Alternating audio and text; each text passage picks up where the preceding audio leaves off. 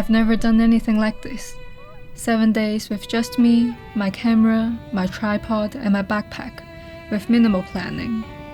This was my first solo long-distance hike, my first time wild camping, and my first time in Scotland. The vulnerability of spending a night in the wild, with nothing but a tent over my head.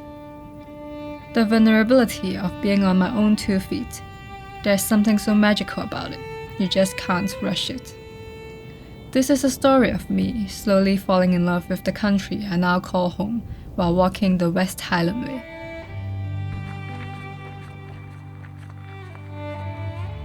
To be completely honest, I'm not feeling 100%. I just got back to the UK from Nepal, got food poisoning on the way back, and have been ill for the past few days. I've never felt this uncertain about a trip before. Can I finish the 96 miles and make it to Fort William?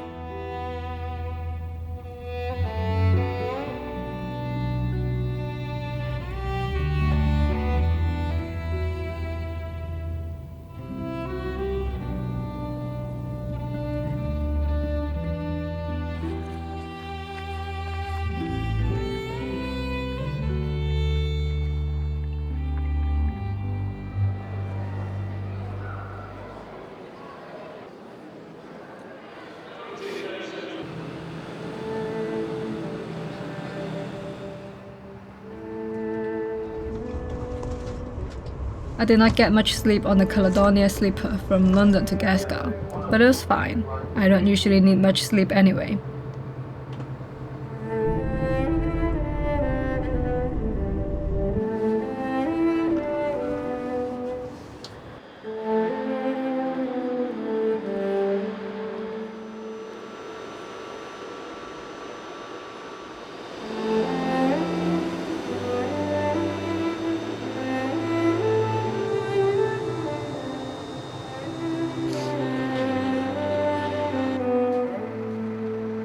A lot of us set off from Milngavie, a small town a wee bit north of Glasgow, at around the same time.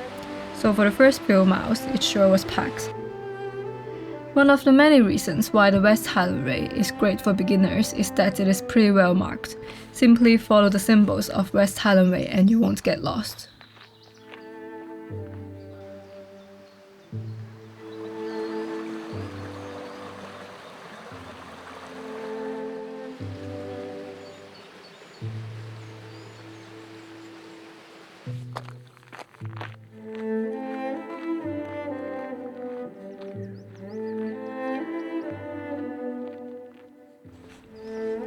The trail on the first day isn't technically challenging. For the first few miles, I was walking in country parks, but I had lost quite some weight from food poisoning over the past few days, making carrying a heavy pack even harder on my body.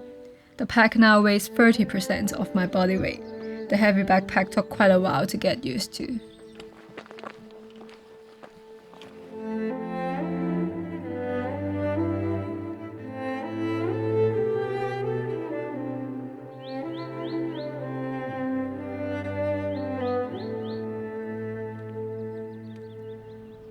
As I continued on, I was walking past the same few people.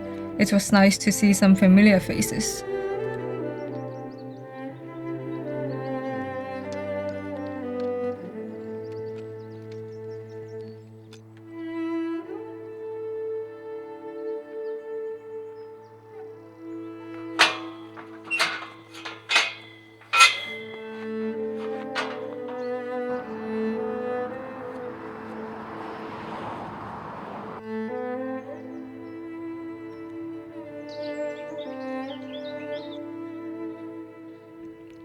I originally planned to have dinner in Drimmen and camp there for the night, but I ended up arriving in Drimmen at midday.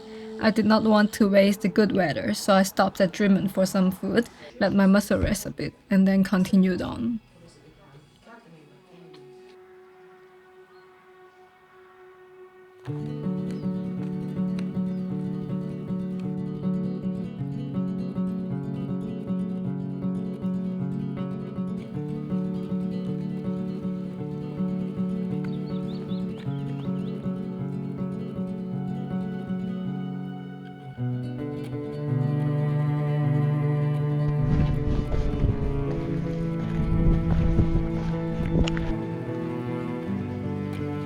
Conic Hill has been heavily featured in all the videos I've watched, but the climb up was nowhere near how tough it is usually described as.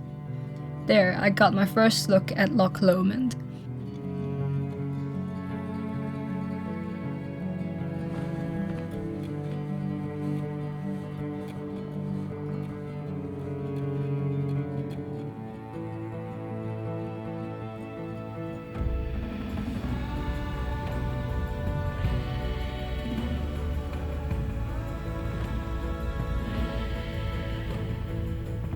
I saw pictures of aurora shot at Loch Lomond a few days ago.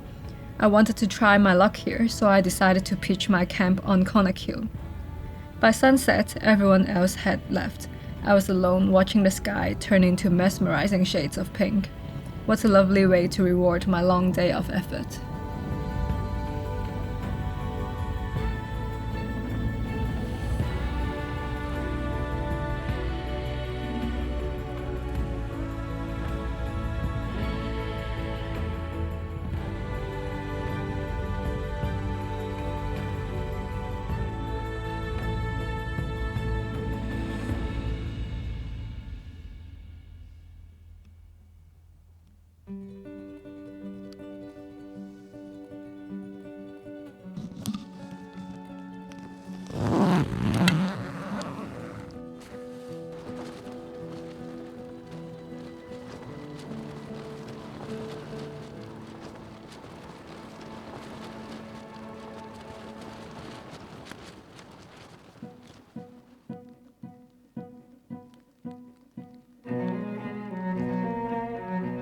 Strong winds battered the tent all night, and I realized that wild camping up here, fully exposed and alone, might not have been the best decision. Once again, I didn't get much sleep. Instead of a beautiful sunrise, I woke up to the gentle patter of rain on the tent, one of my favorite sounds. It took a while to pack everything up in the rain. I still have plenty to learn about backpacking.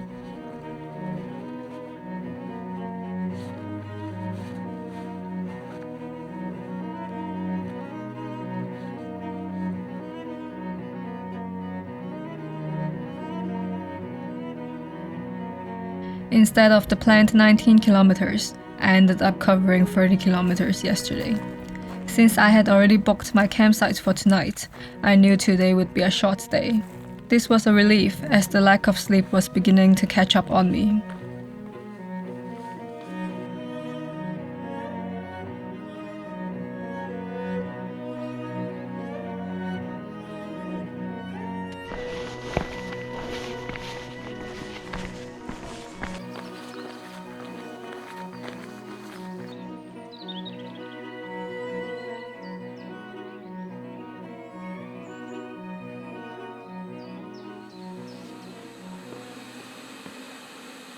It was a short, rainy walk down Conic Hill to Balmaha, where I enjoyed a warm meal, refilled my water, and chatted with fellow hikers on the West Highland Way. Balmaha is a tiny village with not much to explore, so I didn't stay long and soon continued my journey along the shorelines of Loch Lomond.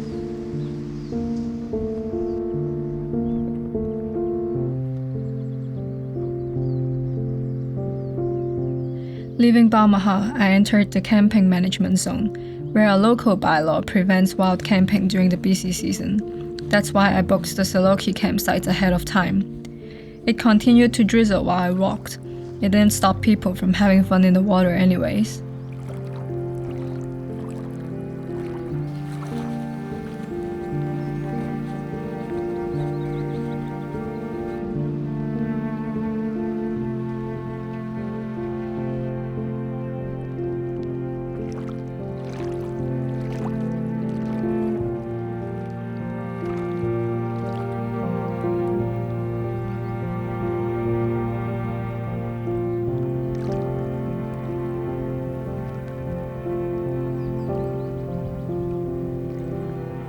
Unlike my experience on the Annapurna circuit track, this time I was completely on my own. I had to meticulously plan every detail myself.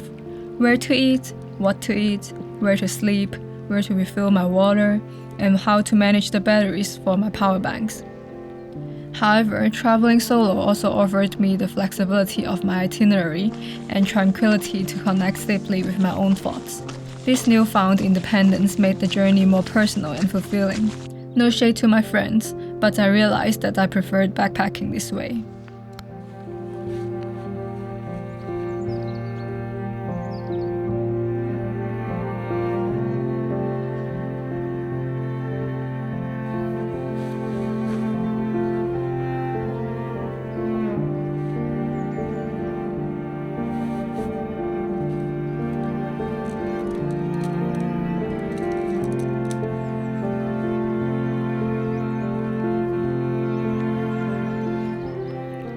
Sallochy campsite exceeded my expectations, especially with its impressive composting toilets.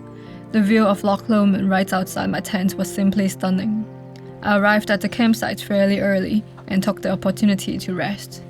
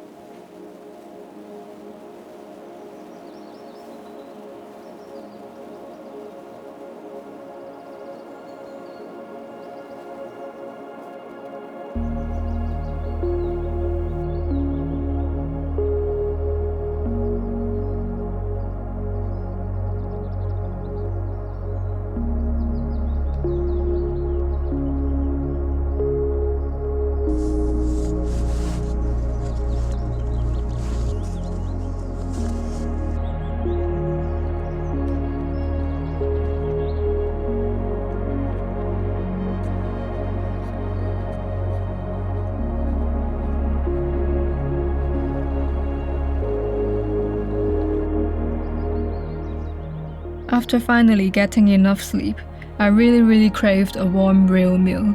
I spent my whole night scrolling through Randonan Hotel's website. It says they served breakfast till 9 a.m, so I speed walked through the first 5 kilometers to Randonan, just to be told the restaurant was only open for residents. Disheartened, I continued on.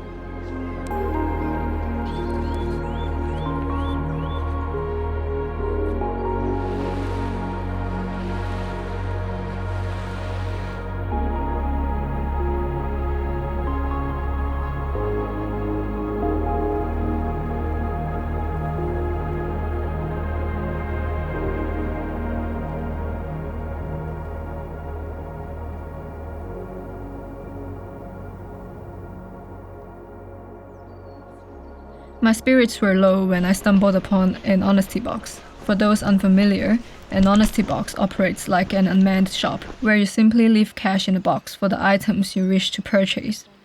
It's a charming, trust-based system that speaks volumes about the integrity of the community. To my delight, I found a slice of delicious banana bread and a can of 7-Up. The can of 7-Up, with its refreshing fizz and sweetness, provided an immediate boost. The combination of these simple yet satisfying treats managed to revive my spirits and gave me the strength to keep going for a little while longer.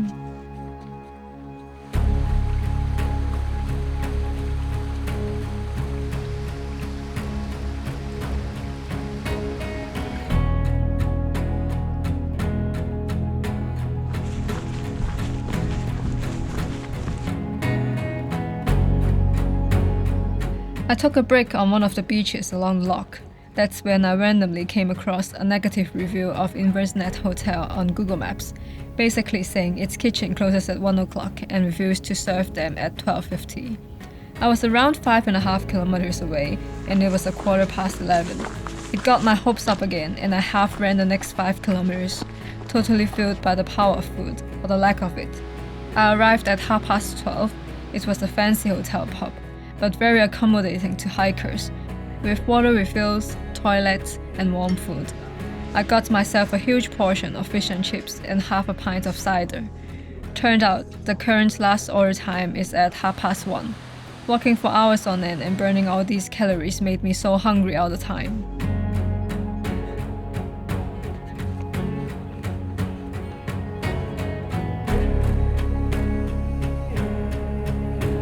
I had heard that this section of the trail along Loch Lomond was supposed to be the most technical one.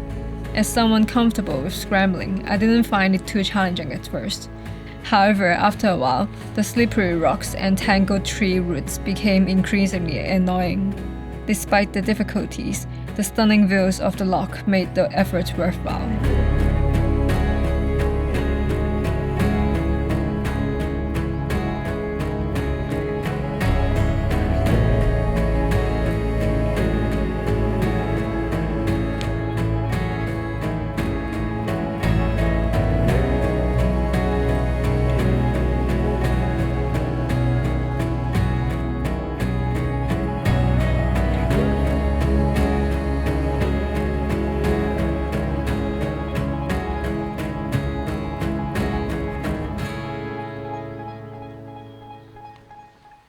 Bothies are remote wilderness shelters, typically old cottages revived by the Mountain Bothy Association. There are around 100 bothies across the UK, mostly in Scotland. These unlocked shelters are free for outdoor enthusiasts to use for a night or two. They offer basic shelter, a roof over your head and a wooden platform to sleep on, providing a dry and slightly warmer alternative to a tent.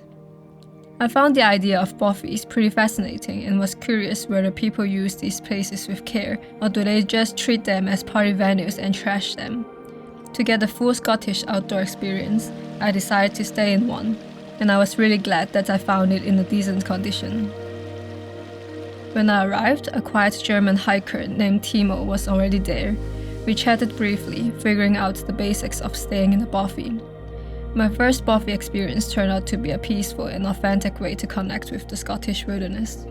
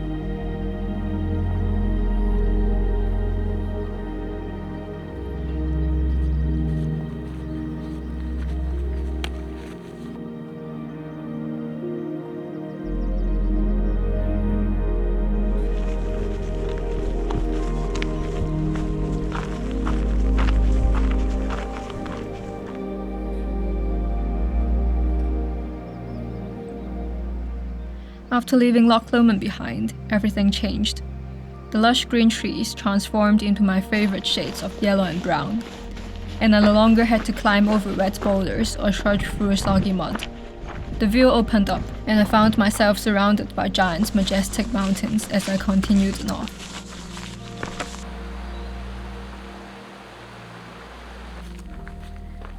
Bain Glass campsite marks the first sign of civilization in miles, where I treated myself to a wonderful breakfast and fresh water supply.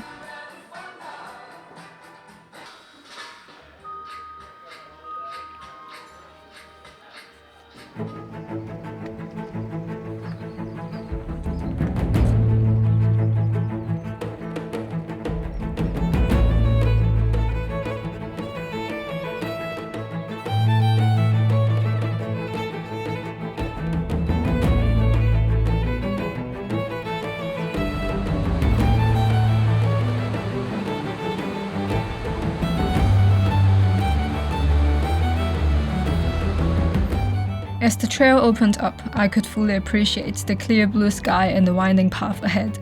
The weather throughout this trip had been fabulous, except for one rainy day. The idea of getting sunburnt in Scotland was such a flex.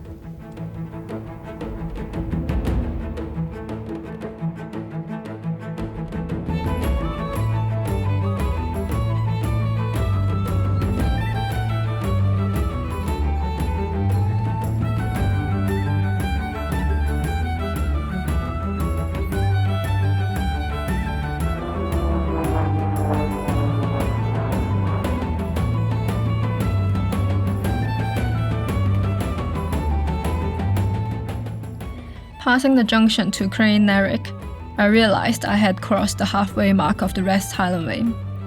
The sense of accomplishment was uplifting, but the best part was yet to come. The scenery grew increasingly dramatic and beautiful with each step, with rolling hills and rugged landscapes painting a picturesque view.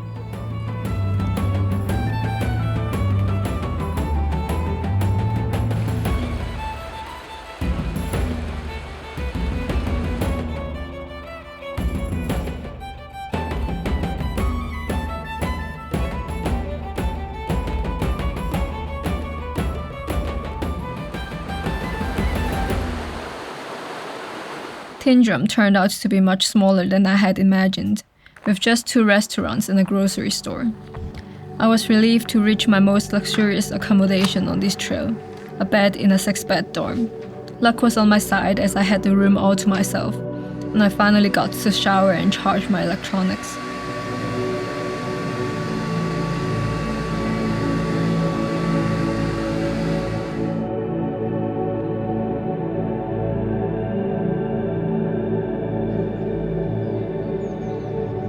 Despite often hearing about the high cost of living in London, I found grocery items in this part of Scotland to be surprisingly more expensive, likely due to the limited options.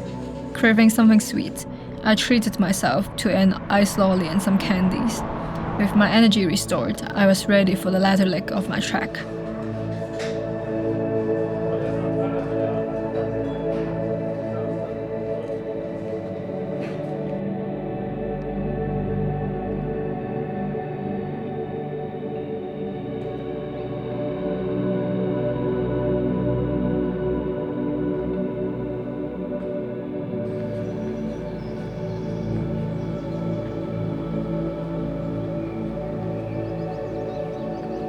Today was a big day.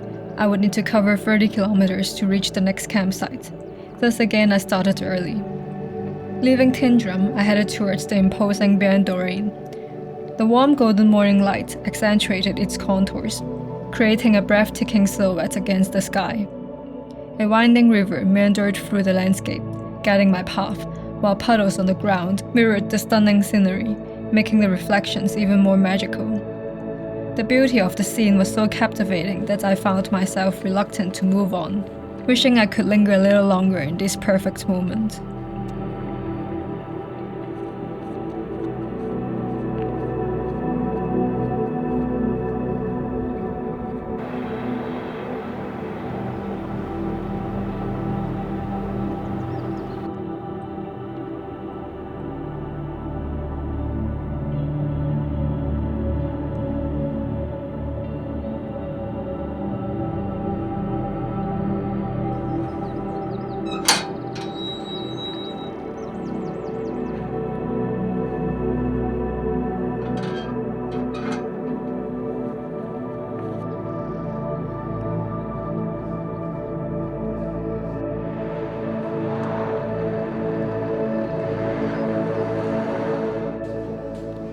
At Bridge of Loch, I tried haggis for the first time, the traditional Scottish dish, with a slight twist, served as a variant of Egg Benedict. With its rich flavors and hearty ingredients, it was surprisingly delicious and added a new layer to my cultural experience.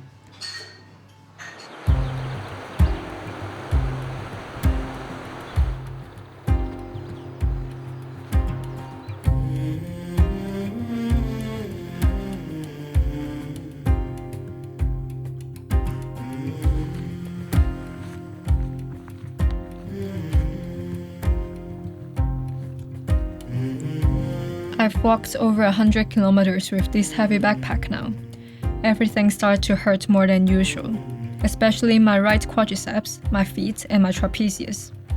These days on the trail have taken a much bigger physical toll on me than the Annapurna circuit did, despite the relatively flat terrain.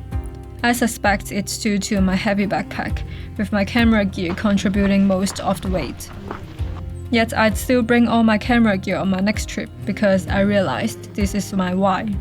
This is why I hike. I love documenting my adventures with my camera. I love inspiring others to get out and explore more. My camera and tripod have become my best friends this past week. Then I remembered what Timo wrote in the Bothy guest book, "Keep walking," so I did.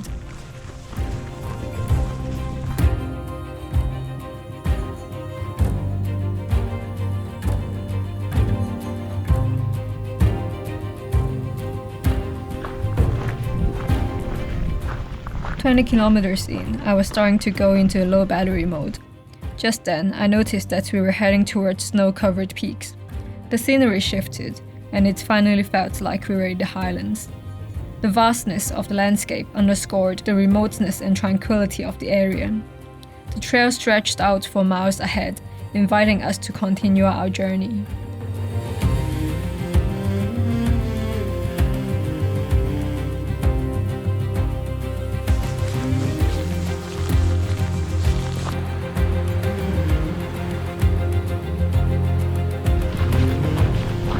To keep myself entertained on long walks, I've developed a quirky habit of crunching numbers in my head. It all started when I was doing swimming intensives as a kid, where I'd mentally convert fractions into percentages.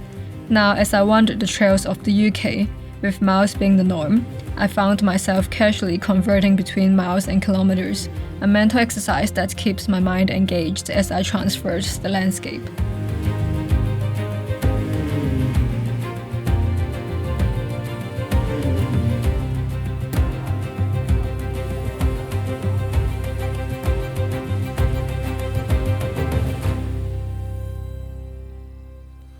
There was a photography spot I was eager to capture at sunset today.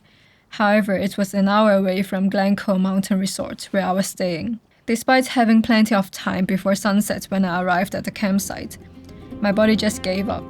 Almost all of the skeletal muscles in my body felt sore. I ended up setting up my tripod somewhere random on the side of the road and left before sunset as it was getting too cold. Ironically, it turned out to be my favorite view of the entire trail, seeing sun rays piercing through the silhouette of Bucco-active Moors Ridge.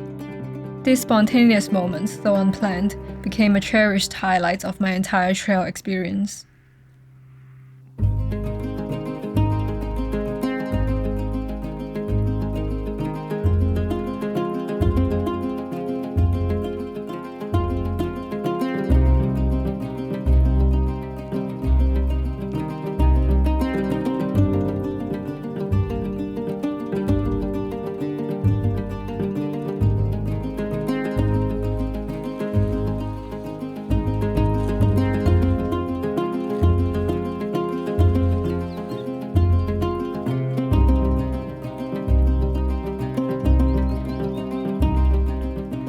I've no idea how it suddenly got so cold.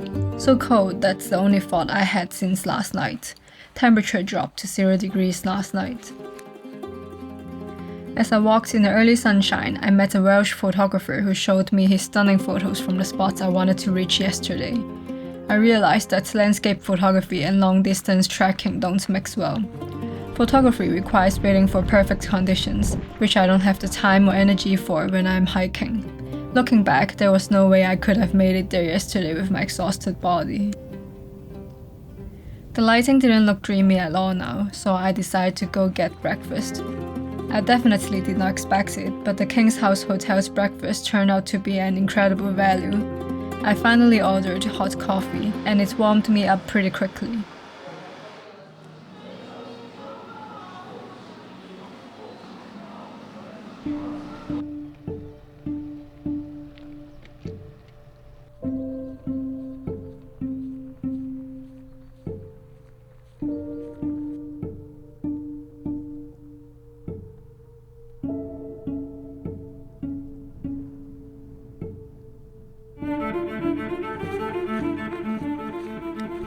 I did end up taking a quick detour to the viewpoint I have been talking about.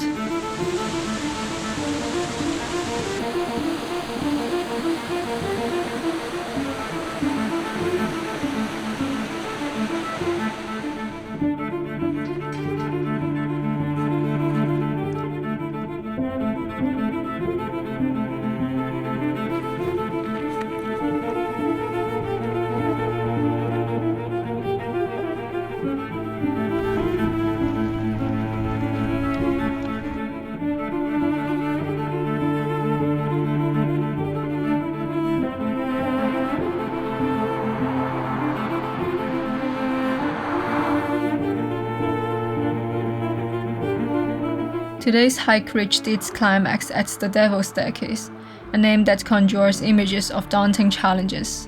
However, the reality proved less intimidating than anticipated. Instead of a staircase, it unfolded as a series of gentle inclines followed by occasional hairpin turns. I got to the top in no time.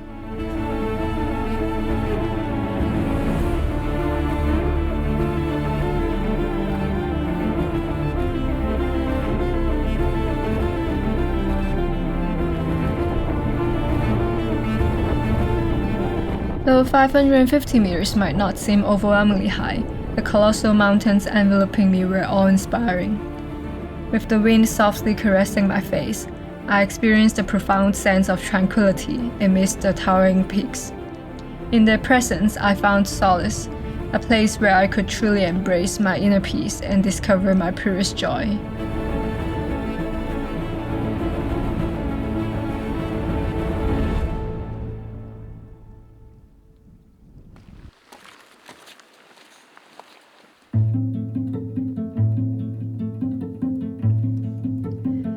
So this was it, the highest point of West Highland Way.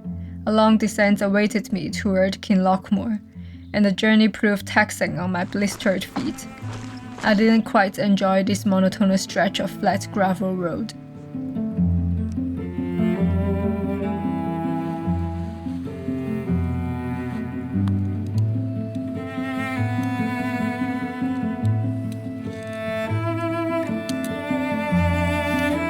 I found this campsite charmingly quaint, complete with a cozy ambience, a convenient charging station, and the luxury of unlimited hot showers. Pairing this with a comforting serving of chicken tikka masala rejuvenated me completely for the final leg of this memorable journey.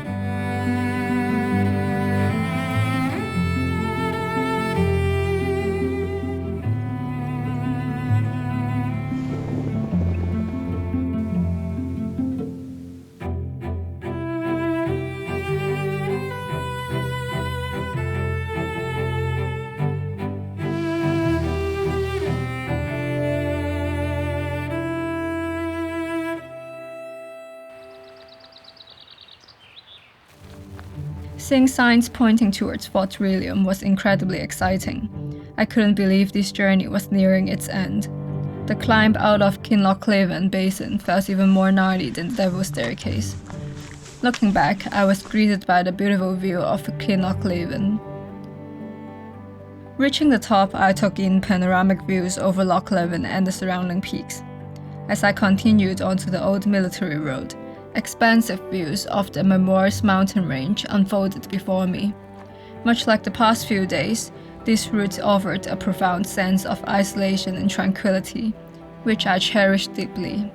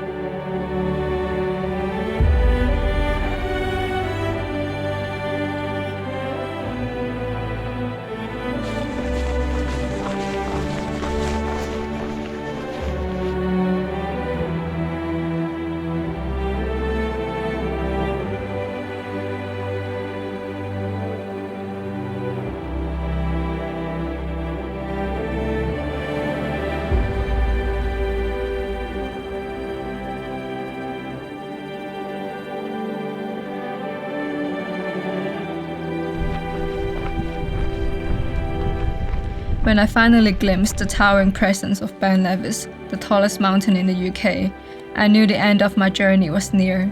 Its immense size took me by surprise, a majestic sight that perfectly marked the conclusion of this incredible adventure.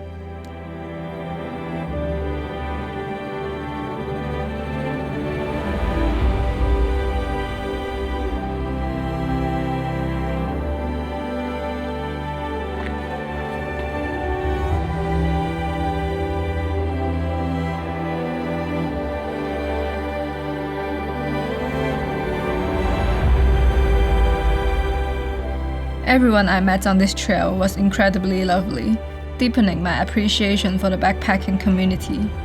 Seeing familiar faces in Fort William filled me with immense pride for them as we crossed the finish line together.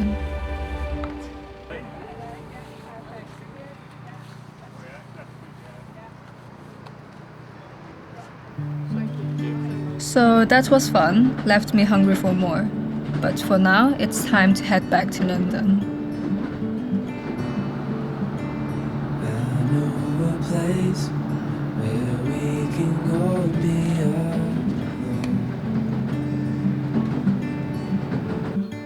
So come away with me, nobody has to know where we gonna go.